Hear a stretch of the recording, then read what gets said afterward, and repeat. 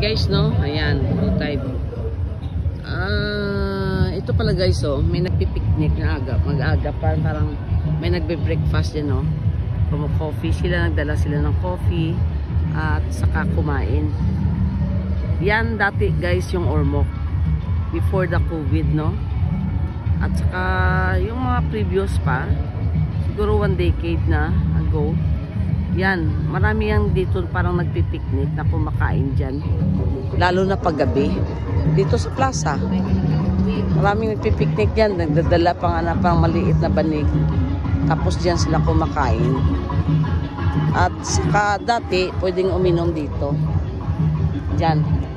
Upo ka lang dyan. Pwede kang uminom. You can buy your drinks. No? Yung beer. Dyan pwede. Pero ngayon, bawal na yan. Ayan o, marami nagsusumba doon. Sumba doon. Sumba doon. At saka sumba dyan o. 3 faction ng sumba. So, yan guys. Ang makikita. Morning.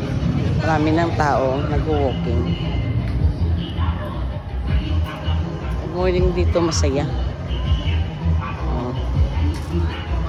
Kahit nakaupo lang yan dyan. So, after ng Zumba, yung iba, nagdadala din yan ng mga food, no? At kumakain din dito. Kaya, kung may mga group-group, masaya rin na sa minsan-minsan mag-ano kayo dito. Mag-banding ba? Kasi dagat na siya, oh. Diba? Although, itong dagat, hindi lang siya ideal for for swimming kasi nga yan may mga bato-bato siya so pag naglusang ka dyan syempre baka matunok ka pa ng bato kaya I don't know daw may mga bato-bato dito so maraming dito guys nag-exercise pag morning. Yung iba dito lang nagsusumba.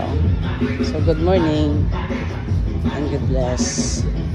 Kahit saan ka lang, oh. Yan, exercise yan dyan na side. Good morning and God bless everyone. Ano pa, oh?